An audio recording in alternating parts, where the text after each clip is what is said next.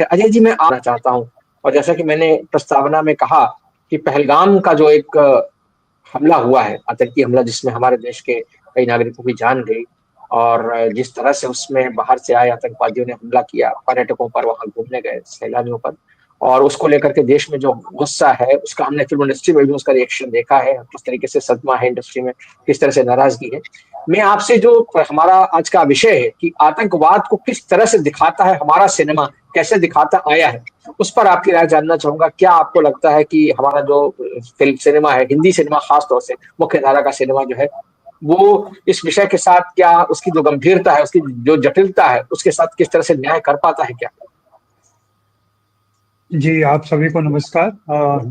यह मुद्दा जितना प्रासंगिक है और जितना इमीडिएसी है इसकी, उसके हिसाब से अगर हम सिनेमा में आतंकवाद की चर्चा करें, तो हमें थोड़ा वक्त लेना पड़ेगा और डिटेल में जाना पड़ेगा कि किस तरीके से आतंकवाद को भारतीय सिनेमा, खास करके हिंदी सिनेमा में डिपिक्ट किया गया है और उसको क्या चेहरा दिया गया है और उसके विवरण में, विश्लेषण में कितनी गंभीरता रही है या कितनी सतही तरीके से उसको दिखाया गया है। हम सभी जानते हैं कि ऐसी किसी भी घटना का पूरा ऐतिहासिक, सामाजिक और राजनीतिक संदर्भ होता है, और खास करके जब कश्मीर में किसी प्रकार की आतंकवादी गतिविधि होती है, तो उससे पाकिस्तान का जुड़ जाना लाजमी है और पाकिस्तान उसमें स्पष्ट रूप से सामने आता है। प्रत्यक्ष रूप से, अप्रत्यक्ष रूप से पाकिस्तान का हाथ रहा है या कई बार साबित हो चुका है, और हमेशा कुछ फैसले लिए जाते हैं, कुछ पर अमल किया जाता है, फिर सब कुछ पिछले खाते में चला जाता है और उस पर ज्यादा चर्चा नहीं होती है। हितेन जी ने जो गदल खाता है शब्द एक इस्तेमाल किया था, वो सब कुछ गदल खाता में चला जाता है एक समय के बाद। मैं जो देख पा रहा हूँ, या पहले भी मैंने इस पर बात की है, कि हिंदी फिल्मों में दो तीन तरीके से आतंकवाद को दिखाने की कोशिश की गई है। गंभीरता यहाँ वैसी नहीं है जैसी होनी चाहिए थी, जैसी एकेडमिक फील्ड में होती है, इवन सोशल मीडिया पर होती है, या लेख आलेख और उन चीजों में होती है, या सरकारी स्तर पर होती होगी। फिल्म में हमेशा एक साधारणीकरण का मीडियम है, जनरलाइजेशन का मीडियम है।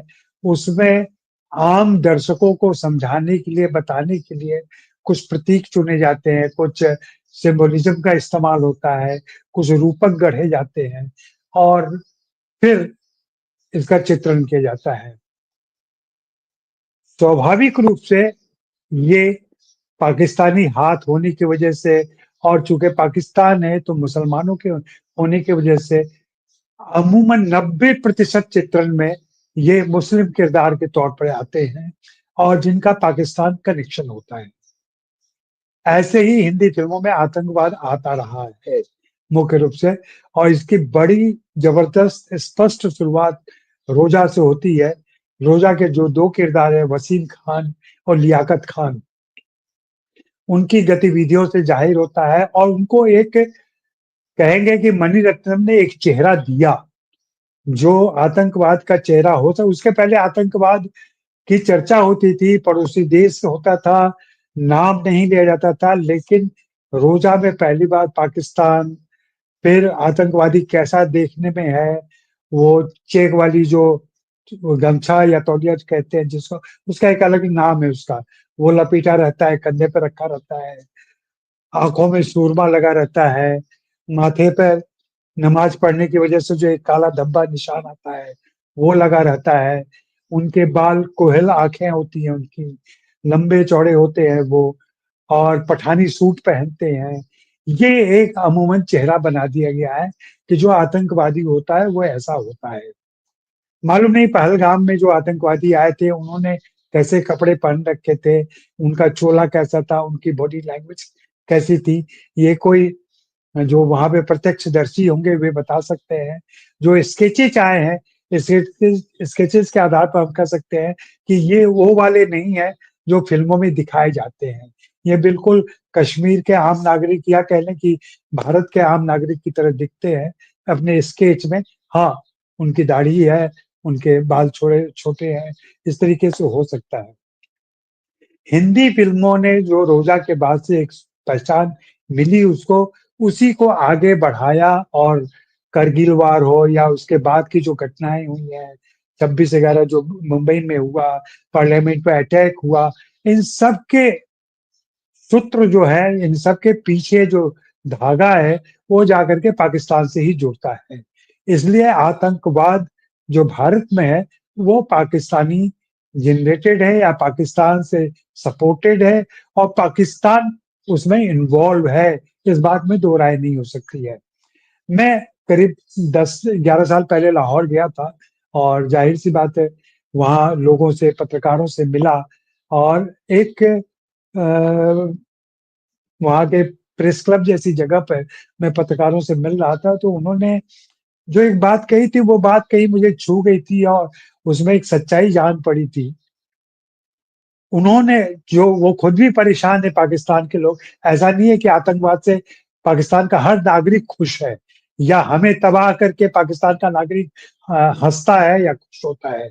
वहाँ भी एक छोटा तबका है जो ये सारी गतिविधियों में संलग्न है और जिसको आईएसआई कह लें, पाकिस्तानी आर्मी कह लें, उसका सपोर्ट है, पाकिस्तान के पॉलिटिशियंस का सपोर्ट है। लेकिन उस पत्रकार ने जो ये बात कही थी, उन्होंने कहा था कि ऐतिहासिक रूप से और जो भौगोलिक हमारी सीमाएँ हैं, उस पर ये जो गतिविधियाँ हमारे उत्तर-पश्चिम में हो रही हैं, जो उस समय मैं 12 साल पहले की बात कह रहा हूँ, तब अफ़गानिस्तान का मामला काफ़ी सुलझा हुआ था, एक्टिव था। उन्होंने कहा कि ये तो गनीमत कही है अजय भाई कि पाकिस्तान बन गया। तो आज ये सारी चीज़ें हमें झेलनी पड़ रही हैं पहले और फिर हमारे यहाँ से चीज़ें निकलती हैं तो आपके देश में पहुँचती हैं। अगर ये पाकिस्तान नहीं बना होता, तो ये सब कुछ हिंदुस्तान के बॉर्डर पर हो रहा होता। और अफ़गानिस्तान में ऐतिहासिक रूप से जो हो रहा है, वही होता। अगर भारत-पाकिस्तान नहीं बना होता, तो ये सब कुछ आप प्रत्यक्ष रूप से झेल रहे होते हैं, जो हम झेल रहे हैं। हम आपके लिए शॉक एब्ज़ॉर्बर हैं। हम उसको झेलते हैं और फिर यहाँ से कुछ लोग कुछ गलत इरादों की वजह से, गलतफ़हमियों की वजह से और कश्मीर के मामले को लेकर के आपके यहाँ जाके आतंकी गतिविधियाँ करते हैं। उस पत्रकार ने साफ कहा था इसका कोई सपोर्ट पाकिस्तान का अवाम के बीच नहीं है। पाकिस्तानी अवाम भारतीय संस्कृति का जिस ढंग जो बिहेवियर उनका था हमें लेकर के, हम जैसे 2 दिन पहले लौट रहे थे, तो वहाँ की पाकिस्तान पुलिस ने कहा कि जनाब ऐसा क्या हो गया हमसे कि आप 2 दिन पहले लौट रहे हैं? यहाँ तो लोगों को वीज़ा नहीं मिलता है, आपको वीज़ा मिला हुआ है, फिर भी आप 2 दिन पहले जा रहे हैं। तो जब अवाम से हम ऐसी बातें सुनते हैं, लेकिन पॉलिटिक्स में, बॉर्डर पे और फ़िल्मों में या बयानों में जो बातें सुनने को मिलती हैं, जो मुनीर साहब का बयान आया टू नेशन थ्योरी को लेकर के और जिस ढंग से सुलझाया उन्होंने पूरे मामले को लेकर, उसके बाद से जो गतिविधियाँ हुई हैं, पहलगाम की घटना हुई है, उसका असर हिंदी सिनेमा पर भी पड़ेगा। हो सकता है कल को पहलगाम फायरिंग करके कोई फ़िल्म भी बन जाए और कुछ लोग बना लें। लेकिन इसको भी स्वीकार करना पड़ेगा हमें हिंदी फ़िल्मों में जिस सरलीकरण तरीके से जैसे पाकिस्तान और मुसलमानों को निशाना बनाते हुए बहुत ही जनरलाइज़ कर दिया गया है, एक जेनरिक तरीका अपना लिया गया है, वो भी ठीक नहीं है। मुझे याद आता है कि मिशन कश्मीर में थोड़ी बहुत विनोद चोपड़ा ने कोशिश की थी, उस आतंकवाद को समझने की और उस आतंकवाद के कश्मीरी पहलू को भी समझने की कोशिश की थी। उनकी फ़िल्मों में कहीं-कहीं ये चीज़ चूँकि वे खुद कश्मीर से भी हैं और जी। शायद हो सकता है उनका प्रत्यक्ष अनुभव रहा हो। ऐसे ही कुछ और फ़िल्म मेकर हैं, धोखा जैसी एक फ़िल्म आई थी, जहाँ आतंकवाद को समझने की कोशिश की गई है। आतंकवाद सिर्फ़ कश्मीर में या बॉर्डर पे नहीं है, आतंकवाद देश में अंदर भी है और सिर्फ़ उसका इस्लामिक चेहरा ही नहीं है, उसका हिंदू चेहरा भी है, जो कि जिस दिन ये घटना हुई है, उसी दिन एनआईए की जो सिफ़ारिश है, जिसमें प्रज्ञा ठाकुर वगैरह शामिल हैं, तो उसका एक हिंदू चेहरा भी है। पाकिस्तान ये जी। बॉर्डर पे पहलगाम में जो हुआ है, वो निश्चित रूप से दर्दनाक है, खौफनाक है और निंदनीय है। लेकिन जो हिंदुस्तान में होता रहा और मैं बहुत संक्षेप में ये बात कहूँगा, आतंक सिर्फ़ ये नहीं होता है कि आपको गोली मार दी, आपका धर्म पूछा और गोली मार दी। मैं तो उसको भी आतंक करता हूँ जब आपको भीड़ घेर लेती है और कहती है कि जय श्री राम बोलो। जी, बिल्कुल, ये जय बिल्कुल। श्री राम आपने बुलवाना जी, भी बिल्कुल, एक आतंक है। हाँ, आप बिल्कुल। अगर दूसरे धर्म के लोगों से जबरदस्ती जय श्री राम बुलवा रहे हैं, आप गोली नहीं मार रहे हैं, आप उनके पूरे मजहब, उनकी सारी चीजों पर अटैक कर रहे हैं, भारत में रहने के उनके अधिकार का हनन कर रहे हैं। कोई जी, कैसे, मैं नॉन बिलीवर हूँ, मैं ईश्वर में विश्वास नहीं कर सकता, करता हूँ। लेकिन मान लीजिए मैं हितेन जी के पास पहुंच रहा हूँ और इनकेस अगर वो मंदिर जा रहे हैं और मैं उनके साथ हूँ, अगर वो मंदिर जा रहे हैं, मैं जब मंदिर जाऊंगा, मैं हाथ भी जोड़ लूंगा। लेकिन हो सकता है मेरी श्रद्धा नहीं हो और नहीं है।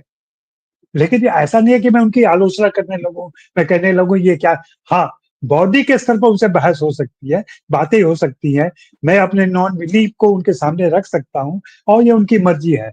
मैं एक नाम ले रहा हूँ, चूंकि हितेन जी सामने बैठे हुए हैं। अनिल जी, आपके पास वापस आता हूँ। अभी जो नीता जी ने अपनी बात कही उसमें एक जो बहुत इम्पोर्टेंट उन्होंने शुरुआत में ही कहा, ये सब एक प्रोपेगेंडा का हिस्सा है। उन्होंने प्रोपेगेंडा शब्द का इस्तेमाल किया और हमने देखा है, हमने प्रोपेगेंडा सिनेमा पर सिनेमा संवाद में भी कई बार बातचीत की है।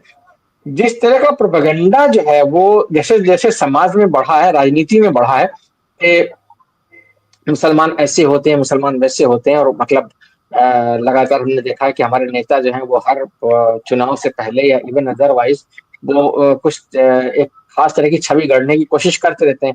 सिनेमा उन्हीं चीजों को कहीं ना कहीं और री एम्फेसाइज करता है, उन्हीं इमेजेस को और ज्यादा गाढ़ा करता है। लेकिन जो फरीद जी ने बात कही थी बड़ी इंपॉर्टेंट थी कि इसको तोड़ने का, या इसको कहना चाहिए इसके इसके सामने काउंटर नैरेटिव खड़ा करने की भी कोशिश हो रही है। क्या आपको लगता है कि ये जो काउंटर नैरेटिव वाला एक हिस्सा है सिनेमा का, वो ज्यादा प्रभावी हो पाएगा? जो जिस तरह का माहौल हमारे यहाँ चल रहा है, जैसे मान लीजिए पहलगाम का की हिंसा हो गई, उसमें इतने सारे लोग मारे गए हमारे, जाहिर बात है देश में एक गुस्से का माहौल है, लोग चाहते हैं कि बदला लिया जाए तुरंत पाकिस्तान से, और हमारे नेता ये बात कह भी चुके हैं, और जाहिर बात है उसका कहीं ना कहीं निदान होना भी चाहिए जिस तरीके से चल रहा है मामला। तो वो जो है, ऐसे में सिनेमा क्या आपको लगता है कि नहीं एक जमाने से उलट कोई एक धारा ले पाएगा, कोई एक रास्ता ले पाएगा, या उसका लेना लोगों को पचेगा, ऐसा कहें तो? नहीं, अफसोस है कि नहीं ले पाएगा, क्योंकि जो भी उदाहरण फरीद ने दिए हैं, बड़े अच्छे उदाहरण स्टडी के हिसाब से, वे सारे 2014 के पहले के हैं। 2014 के बाद जो मैं पहले भी ये चर्चा में कर चुका हूं कि हिंदी सिनेमा में post Kashmir files, pre Kashmir files करके सिनेमा देखा जा रहा है। और मैंने बताया था पिछले दिनों के एक फिल्म कैसे रूप दी गई कि पोस्ट कश्मीर फाइल्स, अब मुसलमान उदार नहीं होगा, अब मुसलमान सहनायक नहीं होगा, अब मुसलमान हमेशा खलनायक होगा। ये तय है। मैं जी, दावा करता हूं, मैं तो कह सकता हूं खुलेआम कि जो नजाकत की कहानी आई है कश्मीर से, जिसने बचाया 11 लोगों को, नजाकत की स्टोरी पर कोई फिल्म नहीं बन सकती। लेकिन पहलगाम फायरिंग पर जरूर फिल्म बन जाएगी, और पैंट उतारने से लेकर के और धर्म पहचानने तक पर फिल्म बनेगी। दिक्कत क्या है कि हमारे जो सुपर स्ट्रक्चर, जो ऊपर के लोग हैं, जो पूरे साल, पिछले कई सालों से मुसलमान विरोधी अफवाहें फैला रहे हैं, मुसलमान विरोधी बयान दे रहे हैं, कपड़ों से पहचान रहे हैं, मंगलसूत्र फेंकवा रहे हैं, तमाम चीजें कर रहे हैं, वे आज एक ऐसे मुश्किल में फंस गए हैं आकर के, जहां उनकी समझ में कोई बयान नहीं आया गृह मंत्री का, कोई बयान नहीं आया प्रधानमंत्री का, जो ये दे कि नहीं, देश के हिंदू मुसलमान सब एक हैं, सब मिलकर रहें, देश के मुसलमानों को कोई खतरा नहीं है, ऐसा कोई बयान गृह मंत्री, रक्षा मंत्री, प्रधानमंत्री की तरफ से नहीं आया। जबकि ये आना चाहिए ऐसे नाजुक मौके पर। अभी कल एक पत्रकार ने रिपोर्ट की कि हरियाणा के एक गांव से 18 मुस्लिम परिवारों को निकल जाने के आदेश दिए गए। क्या ये सरकारों को नहीं मालूम है? क्या ये एडमिनिस्ट्रेशन को नहीं मालूम है कि ऐसा कुछ घट रहा है? मुर्शिदाबाद में कुछ अगर होता है, या कहीं आप मणिपुर दबा देते हैं, मुर्शिदाबाद हाईलाइट करते हैं, गवर्नर साहब मुर्शिदाबाद चले जाते हैं, आप चुन चुन के चीजों को हाईलाइट करते हैं, चुन चुन के चीजों को दबा देते हैं। जब सरकार और सत्ता के तौर पर ऐसा हो रहा है, तो फिल्म वालों से आप कैसे हिम्मत कर सकते हैं? मैं तो चाहूंगा कि my name is Khan, I am not a terrorist, ये टी शर्ट बने और हर एक मुसलमान पहने, चाहे वो खान हो, रहमान हो, जो भी हो। और ये बात हम हिंदुओं को भी समझनी चाहिए। दिक्कत क्या है कि जब हम मुसलमान बात, हम उन्हें अपने नागरिक, अपने दोस्त की तरह बात नहीं करते हैं, हम भी अपनी डिस्कशन में उनको दूसरा समझ लेते हैं, फिर हम बातें करते हैं। अफसोस ये है कि मैं जी हिंदू परिवार में पैदा हुआ हूं, तो जब भी मैं मुसलमान दोस्त का नाम लूंगा तो दूसरे के तौर पर नाम लूंगा। लेकिन आज से 20 ये साल बहुत पहले मैंने एक आर्टिकल लिखा था कि अगर वह मुस्लिम है तो ये मेरा दोस्त कौन है, अगर वो दुश्मन है तो ये मुसलमान दोस्त मेरा कौन है। ये 20 साल पहले मैंने एक आर्टिकल लिखा था, जिसमें मैंने अपने मुस्लिम दोस्तों, अपने मुस्लिम परिजनों की बात की थी और बताया था कि कैसे हम लोग एक है। मैंने तो उदाहरण दिए थे, मैं आज वो उदाहरण दोहराना चाहता हूँ कि तियाननमेन की घटना हुई थी पेकिंग में, सुन ले थोड़ा सा। और भारत से गए 4 साहित्यकार, बड़े साहित्यकार, मृणाल सेन, विजय तेंदुलकर, UR अनंत मूर्ति, ये सब हमारे साथ थे। मैं उनको घुमाने ले गया था और तभी कर्फ्यू लग गया। कर्फ्यू लग गया, अब ये लोग हमारे होटल में हैं, इनको होटल से, मेरे होटल से इनके होटल में पहुंचाना था, जो कि लगभग 6 किलोमीटर की दूरी थी। शहर में फ्लैग मार्च हो रहा है। वैसे समय में मैंने AR रहमान, जो हमारे दोस्त हुआ करते थे, कराची के रहने वाले, जिनकी डेथ हो गई पिछले दिनों कैंसर की, और जो शारदा सिन्हा के मुरीद थे, खैर मैंने उनसे रिक्वेस्ट किया, और चूंकि हम विदेशी नागरिक थे और चीन के दोस्त के तौर पे जाने जाते थे, हमें एक व्हाइट कार्ड मिला हुआ था जिससे चीनी नागरिकों के अधिकार हमें मिले हुए थे और प्रिविलेज भी थे।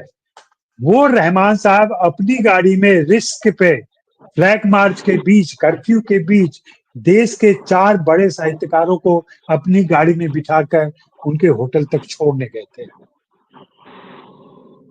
ये कौन था? मुसलमान। जी वो पाकिस्तान से भी थे, मुसलमान भी थे, लेकिन वो मृणाल पांडे को, विजय तेंदुलकर को, UR अनंत मूर्ति को, सबको छोड़ने के लिए गए। तो इन चीजों को, अगर मैं उस पर फिल्म नहीं बना सकता, मैं फिल्म मेकर नहीं हूं, लेकिन ये पूरी फिल्म की कहानी है। ये ऐसी चीजें होती रहती है आसपास में। मैं तो चाहता हूं कि अगर फिल्में बन सके, लेकिन दिक्कत यही है कि फिल्में नहीं बन पाएंगी, कोई भी इनमें पैसा जी नहीं लगाएगा। आप तो मुस्लिम पॉजिटिव इन गलियों में को जब दिक्कत हो जाती है छोटी फिल्म को, तो आप बड़ी फिल्म कैसे माउंट कर सकते हैं? और ये सच्चाई है, देश के हर सिक्योरिटी गेट पर मुसलमानों की ज्यादा छानबीन की जाती है।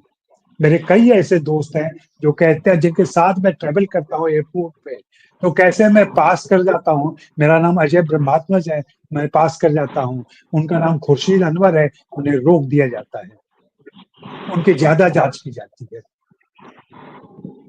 जी इस ज्यादा जांच से कैसे बचाएंगे हम मुसलमानों को?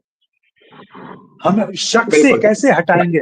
हर मुसलमान को क्यों गवाही देनी पड़ेगी? क्यों सीना फाड़ कर हनुमान की तरह दिखाना पड़ेगा कि इसमें हिंदुस्तान बिल्कुल। में